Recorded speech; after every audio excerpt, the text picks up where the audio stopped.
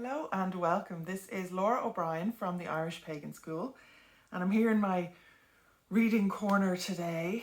And as many of you know, I am in the process of a master's in Irish regional history. So a lot of my reading currently is to do with my literature review for my thesis, which will be probably on the fairy faith, some aspect, blah, blah, blah. I know what it is, but I'm not necessarily going to tell the world, right? But I am taking a brief time out today from that to look at a book called Ireland's Hidden Medicine, an exploration of Irish Indigenous medicine from legend and myth to the present day. This is by Rosarie Kingston. Rosarie Kingston, who is a medical herbalist, but she also teaches. Let me just grab her biography actually, just so I get it right. She practices as a medical herbalist in an integrative medical practice in West Cork, but also lectures on the topic herbs and healing in Irish folklore in the Department of Folklore and Ethnology at University College Cork.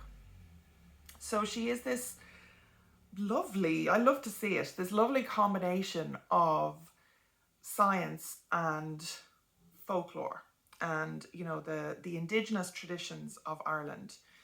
So she says that she combined these seemingly opposite subjects while she was doing a Master's in Science thesis discussing the scientific foundation for the therapeutic use of Crataegus monogina, which I think is hawthorn. I should have looked that up before the video, sorry, but I believe it's hawthorn. And a PhD dissertation exploring the rich vein of Irish vernacular medicine in the 21st century.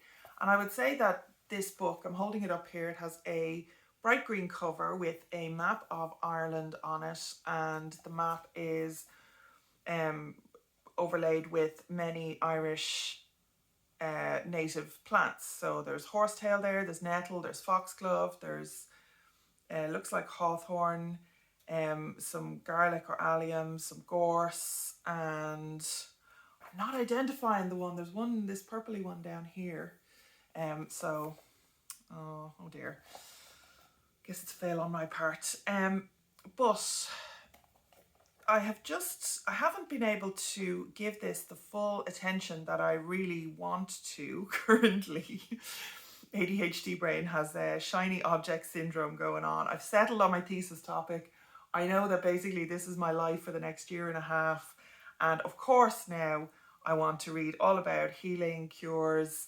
I mean, it's all folklore related, but I'm just going to go through the chapters here. I have had a look through it and the sources are sound. The referencing seems to be sound. The bibliography is really good and is well used. And I just had a look through at some of the folklore side of things, particularly because a lot of, I mean, I should have known if she's lecturing at UCC, it's probably fine. Like, in complete fairness, who the fuck am I to be judgy McJudgerpants on that? But I did have a look at the She traditions, and that's kind of where a lot of this type of book can go very wrong very fast, but this does seem to be absolutely sound. There's lots of National Folklore Collection references, as well as a lot of talk about the connection between spirituality and otherworldly activities and influences, and the traditional roles of healers such as Ban Light or Ban Fasa.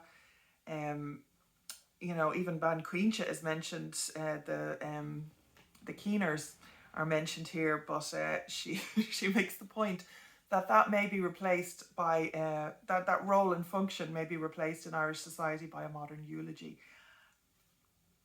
Can't really argue with that, I suppose. We don't tend to have the Keeners at work in Irish funeral traditions anymore, unfortunately.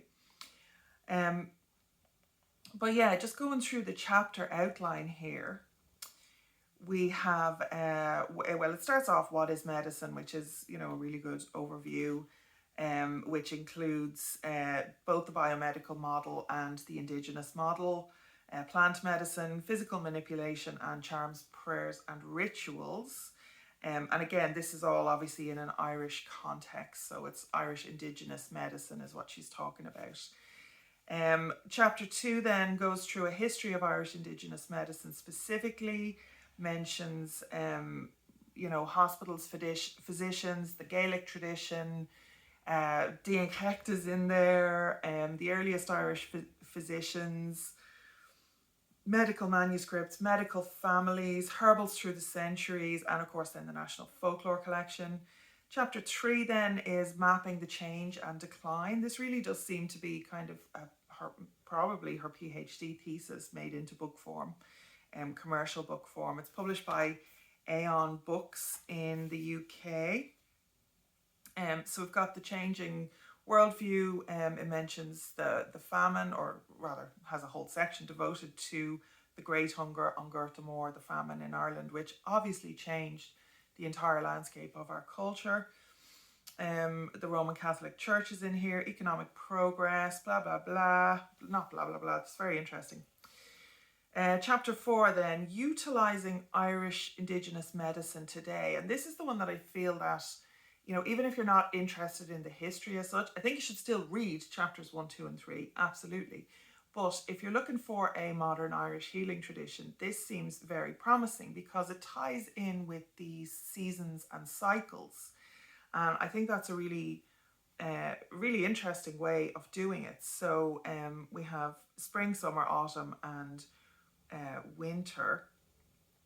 But the Celtic fire festivals are specifically mentioned. So we have Imbolc, Bealtaine, Lunasa, and Samhain, which is called Halloween, but anyway, whatever. So like looking through it, the bibliography, as I said, is very, very extensive and covers not just the Irish Indigenous tradition, but also probably, cultural comparison and contextualization across other Indigenous cultures and folklore, Indigenous medicine and knowledge without, as far as I can see, again, without giving it an in-depth review, as far as I can see, there isn't the cultural appropriation. It is a respectful look at research that has been done in other Indigenous cultures where we haven't necessarily had it in Ireland to date until this book. So I think overall it is worth, if you're interested in native Irish healing, if you're interested in, the healing traditions and medicine and all of that, it is definitely worth picking up a copy of this book. It is widely available online or in physical bookshops, I'm sure. I got this one online. But I do recommend picking up a copy. So I'll put a link below if you want to shop it online. The Evil Empire is there. And otherwise, just pick it up wherever you usually get your books. Okay, so hopefully that was useful to you today. And if you are interested in pursuing native Irish medicine or our Irish Indigenous healing traditions, then that will be a useful one for you, okay? So, slán go fóill, and I will see you in the next video.